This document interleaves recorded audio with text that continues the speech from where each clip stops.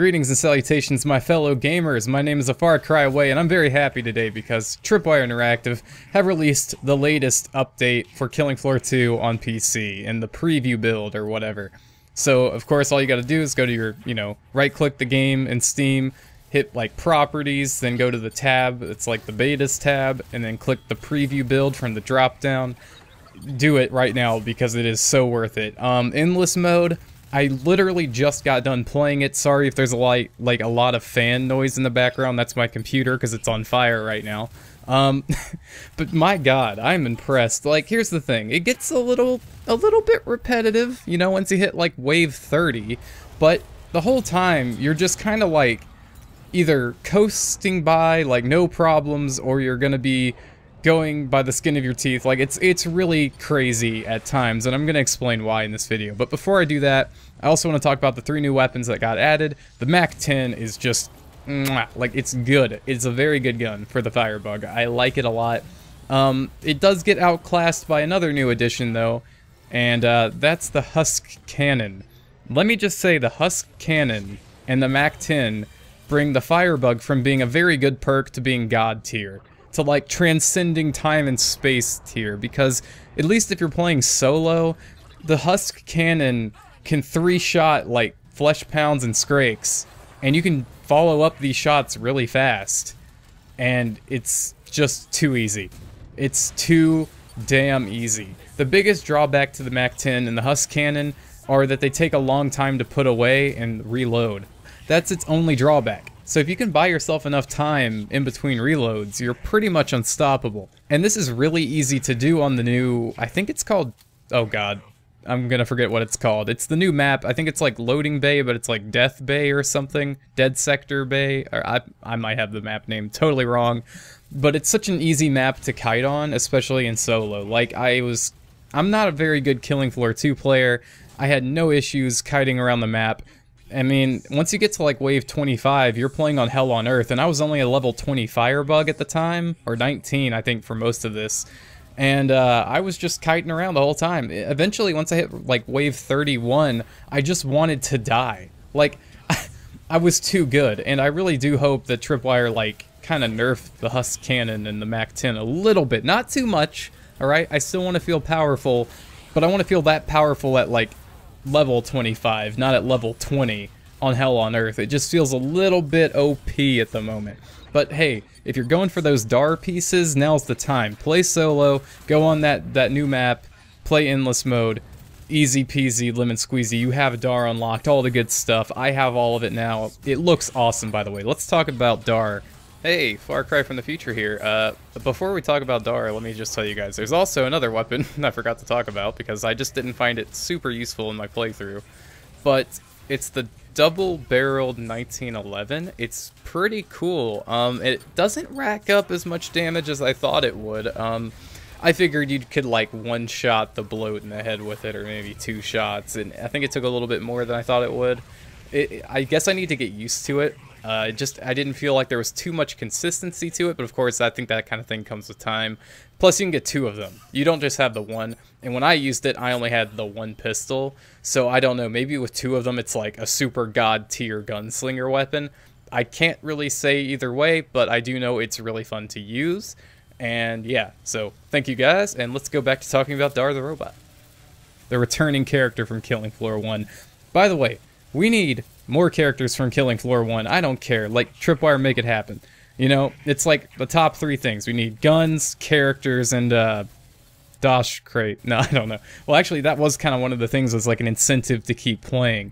I guess my new number 3 would be the 3rd thing I want the most would probably be perk, I don't know, prestiging. That would be kind of cool. Have some kind of either cosmetic rewards, which honestly would be cool, because then players would know hey, this guy's got the prestige level. But there's so many cosmetics in the game, I don't think we need any more. Because they're already adding even more with this update. But something to kind of give you some progression for your time investment would be cool. The endless mode is really cool. I also really enjoyed how with endless mode there's certain difficulty enhancers that get kind of thrown in at you at random. You'll have certain like seasonal events, or not seasonal events, but just like the weekly challenges basically get thrown at you while you're playing endless mode. So for example, I think I had Poundemonium happen to me. I had, that sounds kind of weird out of context, I had the siren, like the screaming one where it's just sirens, only sirens. Also, by the way, I saw the new Rioter enemy, and I was pretty surprised by one thing. They're the one enemy that could tank through the Husk Cannon, like, OP-ness. So, I just said OP-ness, didn't I? I meant OP, but like, extent, yeah. I like making videos for the internet. Yeah, so basically they're the ones that could tank through the OP Husk Cannon the most. They could take like 3 shots just like the Flesh Pounds could, and I was kind of confused by it, but then I realized like, oh, okay, they're here to be kind of like the other types of Husk, or not Husk, but Clots that could like rally the other ones behind them and give them the speed buff and the health increase, only these ones are even harder to take down. So now, if I was using a weaker class that wasn't overpowered at the moment, I'm sure they'd actually be a lot tougher, but right now it's just kind of like easy peasy. The biggest thing that's kind of cool about them is when they buff somebody, their eyes start glowing red.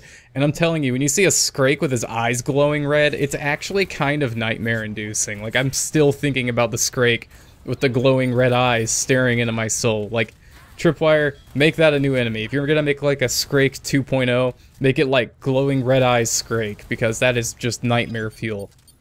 Now, if I could say anything like that's a real negative about this update, I guess it would be that like playing through endless can get a bit repetitive, but of course it is. It's endless, right? There's not like 1,000 different variables you can throw in there. There's only so much they have in the game at the moment, only so many different types of events that have been made that could be, you know, pulled from. I'm sure in the future it could be added or expanded upon, and that would be my best, like, hope. I really hope that this isn't just like a one-and-done game mode. I really do hope they kind of tweak it, balance it, look at it some more, add some extra incentives, not just the D.A.R skin, but actually add some more, like, maybe cosmetic incentives per higher wave, all that kind of stuff. Maybe a leaderboard. I think there is one. I might be confused. I might be wrong about that. But yeah, leaderboard would be cool if it isn't there already. Just anything to kind of give you and your team some incentive to play endless and try to go for higher waves.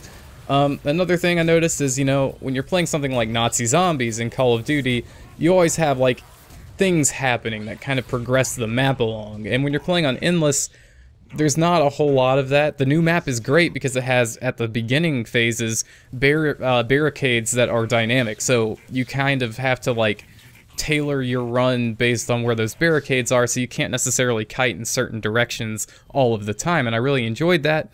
However, towards the later waves, it didn't become as big of a factor. Now, I'm sure in co-op it's going to be a lot more detrimental than in solo play, but there just didn't feel like it was enough, you know? I really hope that they make some more maps for Endless in the future that really focus on testing the player's abilities, like, even more. Like, this is good. This is a good starting map. But I could see it being, like, super expanded upon, not just in the game mode settings themselves, but with the maps that are created around this. So, you know, if you're a modder out there and have any good ideas, let Tripwire know, like, some cool stuff you could pull in Endless to kind of make it a little bit more interesting, you know, per round. Maybe throw a couple of, I don't know, machine guns positioned in a hallway that just shoot you. No, don't do that. That's too much. Heck, you could put some, like, pitfall traps or some insta-kill death stuff. I mean, at that point, you could really just have a lot of fun with endless mode and make it really difficult or really easy, and just make the different maps the different difficulties instead of just progressively ramping up from Hell on Earth, because that's already really, you know, tough. And I do see, like, them adding stat increases on top of Hell on Earth to make it even harder per, like, each 10 waves. But like I said, they could do more than just expand on the stat increase, because, like I said too, it gets a bit repetitive. So I would really love to just see some kind of added dynamic system to Endless Mode, just to expand it that little bit more that I think it needs to be perfect. But right now it's like A+. I think it's great. You might disagree with me, but I honestly really like it, and I can see a lot of cool things being done with it in the future.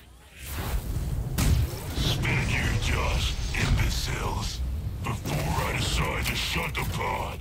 So we talked about D.A.R, we talked about the 3 new weapons in the game, we talked about Endless Mode, the new map, and I guess I forgot to mention this, the Patriarch is voice acting this time around. He is kind of mocking you as you go throughout the waves, which is really cool. I really like that. Some of his lines can, of course, get repetitive once you hear them like 10 times, but a lot of them are dynamic, you know, according to what happened during the wave. Like, when I nuked the Flesh Pound in the Scrake, I think he said something about, like, cloning a new one, or that Scrake's chainsaw was kind of malfunctioning, so you got lucky. All that kind of stuff. He's constantly wishing death upon you, and your weakness, and your flimsy human body, and all that, so it's really cool. I like that. I thought that was neat. Sometimes it's a little cringy, but sometimes he has some lines that are actually pretty funny, and will tickle you as a Killing Floor fan.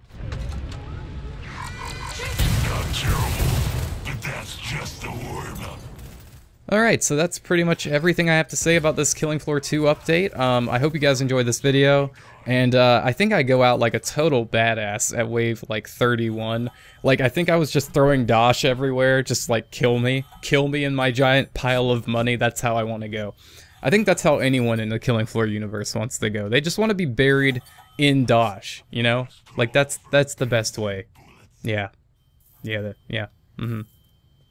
Right, so if you guys enjoyed this video, please feel free to subscribe for more future Killing Floor content in the future. Did I just say future twice? It's the future. Also, yeah, this is a cyberpunk event. I almost forgot to talk about that. All the new cosmetics are cyberpunk based. So once you get to see those, yeah, they're gonna look cool, I guess. I haven't really looked at them yet. But yeah, if you enjoyed the video, leave it a like, subscribe if you want some more Killing Floor 2, and I'll talk to you guys in the next video. Peace out.